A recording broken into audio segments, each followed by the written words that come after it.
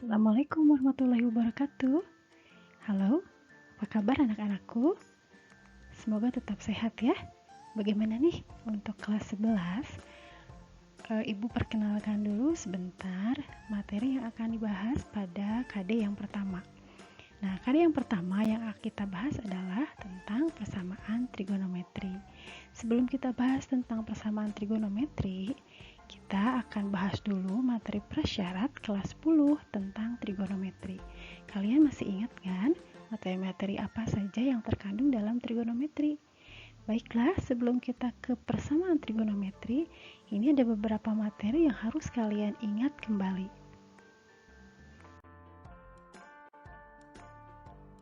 Baiklah, sebelum ke materi, kenapa sih kita harus belajar trigonometri? Nah, Ibu punya soal nih. Aplikasi trigonometri dalam kehidupan sehari-hari, Ibu ambil contoh seperti ini ya. Kalian tahu ini gambar apa? Betul, ini adalah gambar sebuah mercusuar di pantai dan juga ada kapal. Nah, permasalahannya seperti ini. Pada suatu pagi, ada dua buah kapal A dan kapal B sedang menuju ke pelabuhan. Dari mercusuar, kapal A membentuk sudut alfa terhadap dermaga. Sementara kapal B membentuk sudut 2 alfa terhadap dermaga. Jika jarak kedua kapal tersebut sama terhadap mercusuar yaitu 500 meter dan jarak kapal A ke dermaga 300 meter, nah tentukan jarak kapal B ke dermaga. Ini adalah soal-soal trigonometri kehidupan sehari-hari. Kita menyelesaikan soal seperti ini dengan cara apa? Betul, kita dapat menyelesaikan soal-soal seperti ini menggunakan persamaan trigonometri, menggunakan materi yang akan kita bahas sekarang. Nah, kalian penasaran seperti apa? Sebelum ke persamaan trigonometri sendiri, tadi sudah Ibu ingatkan kita akan bahas tentang rumus-rumus trigonometri yang sudah kalian pelajari kelas 10. Ini dia. Baiklah, kita mulai dengan materi dasar yang pertama adalah trigonometri dasar. Dari mana kita mendapatkan rumus-rumus dasar trigonometri? Baik, bisa kalian lihat ada bangun datar, bangun segitiga siku-siku, ada sumbu X, sumbu Y, dan sisi miring disimbolkan dengan R. Nah, yang pertama adalah rumus sin alfa. Sin alfa didapat dari depan sudut dibagi sisi miring. Sudutnya ada di sini, depan sudutnya adalah Y, sisi miringnya adalah R. Nah, yang kedua adalah cos alfa. Cos alfa itu bisa didapat dari samping sudut dibagi sisi miring. Dan yang ketiga adalah tangen alfa. Tangen alfa itu adalah rumusnya depan sudut dibagi samping sudut, Y per X. Kalau kalian melihat rumus-rumus ini, pasti kalian ingat. Biar mudah menghafal rumus-rumus ini biasanya disingkat dengan yang pertama adalah sin. Disingkat si demi. Sin depan miring. Yang kedua adalah kosami. Kos samping miring. Dan yang ketiga adalah tadesa, yaitu tangan depan samping. Ini adalah trigonometri dasar yang berasal dari segitiga siku-siku. Sekarang kita lanjutkan dengan materi yang kedua. Yang Ibu ingatkan adalah kuadran. Pasti kalian pernah mendengar apa itu kuadran. Ini dia kuadran. Nah, betul ya. Ada sumbu X dan sumbu Y. Kemudian sumbu-sumbu ini ada notasi derajatnya. Ini adalah 0 derajat. Siku-sikunya adalah 90 derajat, lurusnya adalah 180 derajat, kemudian siku-siku yang ketiga adalah 270 derajat, sampai dengan satu putaran adalah 360 derajat. Kita mengenal mana kuadran 1, 2, 3, dan 4, ini dia. Ini adalah kuadran 1. Kuadran 1 itu adalah dari 0 derajat sampai dengan 90 derajat. Jadi sudutnya berada di sini. Kemudian ini adalah kuadran kedua. Kuadran kedua sudutnya adalah dari 90 derajat sampai dengan 180 derajat. Sudutnya ada di sini. Dan yang ketiga, Ini adalah sudutnya dari 180 derajat sampai 270 derajat. Sudutnya ada di sini. Ini adalah kuadran ketiga. Dan yang terakhir adalah kuadran 4. Sudutnya berapa? 270 sampai 360. Ini adalah pembagian kuadran berdasarkan derajat. Nah, kita sekarang ke tanda-tanda fungsi trigonometri pada kuadran 1, 2, dan 3. Nah, pada kuadran 1, fungsi trigonometri sin, cos, tangen itu semuanya positif. Kemudian pada kuadran kedua, yang positif adalah sin. Pada kuadran 3, yang positif adalah tangen. Dan pada kuadran 4, yang positif adalah cos.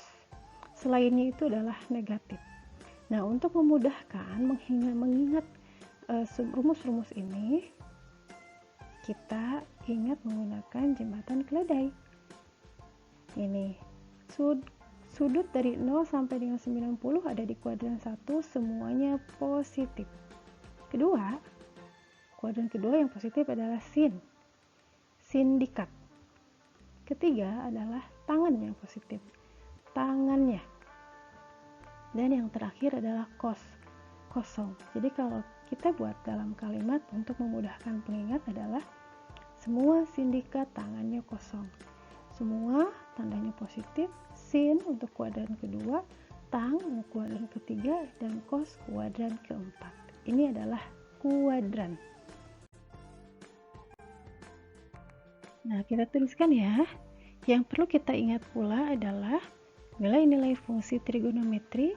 Nah, yang dituliskan di sini adalah kita batasi untuk sudut-sudut istimewa pada kuadran 1. Berapa saja sih sudut istimewa kuadran 1? Ini adalah 0, 30, 45, 60, dan 90 derajat. Masih ingat kalau kalian lihat tabel seperti ini? Besar sudutnya ini untuk sudut-sudut istimewanya. Kemudian fungsi trigonometrinya adalah sin, cos, dan tangen. Sin 0, kalian masih ingat nilainya berapa? Sin 30. Nah, ini dia nilainya ya. Sin 0 adalah 0, sin 30 adalah setengah, sin 45 adalah setengah akar 2, sin 60 adalah setengah akar 3, dan sin 90 adalah 1. Kalau ini kalian sudah hafalkan, nah sekarang ibu tanya untuk cos. Cos, cara mengingatnya adalah nilai-nilai yang ada di sin ini dibalik. Kita mulai dengan 1, setengah akar 3, setengah akar 2, setengah, dan 0. Jadi turun ya grafiknya. Nah, kalau kalian sudah mengingat sin dengan cos, untuk menentukan tangen sangatlah mudah. Tinggal membagi sin dibagi cos. 0 dibagi 1, hasilnya 0, setengah dibagi setengah akar 3 adalah 1/3 akar 3. Sin 45 adalah 1, sin 60 adalah akar 3, dan sin 90 adalah tidak terdefinisi. Ini adalah sudut-sudut istimewa pada kuadran 1. Ini wajib kalian hafalkan. Baik, kalau kalian pernah mendengar apa itu sudut berelasi, kita akan mengingat lagi ya, ini adalah untuk sudut-sudut berelasi. Ini adalah kuadran 1, 2, 3, dan 4. Untuk kuadran 1, fungsi trigonometrinya adalah sin alfa, cos alfa, dan tangen alfa. Dengan alfa dari 0 sampai dengan 90 derajat. Untuk kuadran 2, sudut berelasinya adalah sin 180 dikurangi alfa akan sama dengan sin alfa. Begitu seterusnya, kita lihat yang positif adalah sin saja. Untuk cos dan tangen bernilai negatif. Nah, untuk kuadran 3, ini adalah sudut berelasinya. Sin 180 ditambah alfa akan sama dengan negatif sin alfa. Kenapa negatif? Karena pada kuadran 3 yang positif adalah tangen saja. Nah, yang terakhir untuk kuadran 4, sudut berelasinya adalah sin 360 dikurangi alfa akan sama dengan negatif sin alfa. Kalian masih ingat kuadran keempat yang positif adalah cos.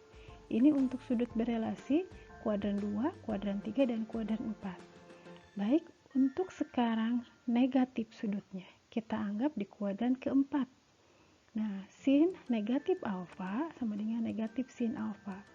Cos negatif sin negatif alfa sama dengan cos alfa. Begitu pula dengan tangen.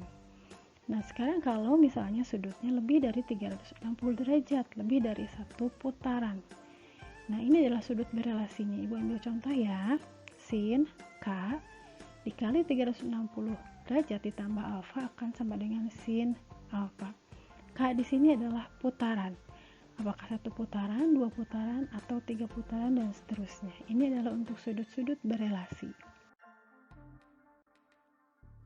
Nah, ini sekarang yang terakhir adalah rumus-rumus trigonometri dalam segitiga. Kita ambil segitiga sembarang. Ini adalah sudutnya, dinotasikan dengan huruf kapital A, B, dan C. Kemudian sisinya kita notasikan dengan huruf kecil. Sudut A menghadapi garis A, sudut B menghadapi garis B, dan sudut C menghadapi garis C. Rumus trigonometri dalam segitiga yang pertama adalah aturan sinus. Ini rumusnya. Aturan sinus dipakai pada saat kondisi segitiga itu adalah mempunyai dua sudut dan satu sisi, atau segitiga tersebut mempunyai dua sisi dan satu sudut di depan sisi-sisi. Nah, yang kedua, dalam segitiga, rumus trigonometri adalah aturan kosinus. Rumusnya ini ada 3 ya. Aturan kosinus digunakan pada saat kondisi segitiganya adalah diketahui sisi-sisi-sisi atau sisi sudut sisi. Nah, yang ketiga adalah kita bisa menghitung luas segitiga menggunakan rumus trigonometri. Ini adalah rumusnya. Nah, luas sama dengan setengah kali A, B dikali sin C. Dengan kondisi segitiga adalah sisi sudut sisi. Nah, ini rumus yang kedua. Rumusnya ini, kondisi segitiganya adalah sudut sisi sudut. Nah, yang ketiga adalah rumusnya ini, dengan kondisi segitiga diketahui adalah sisi-sisi-sisi. Ini adalah beberapa rumus dalam trigonometri dari sebuah segitiga. Baiklah anak-anakku, itu tadi beberapa materi prasyarat yang harus kalian ketahui sebelum kita bahas persamaan trigonometri. Terima kasih atas perhatiannya. Sampai ketemu lagi pada video-video selanjutnya. Stay safe, happy selalu ya. Selamat belajar dari rumah dan wassalamualaikum warahmatullahi wabarakatuh.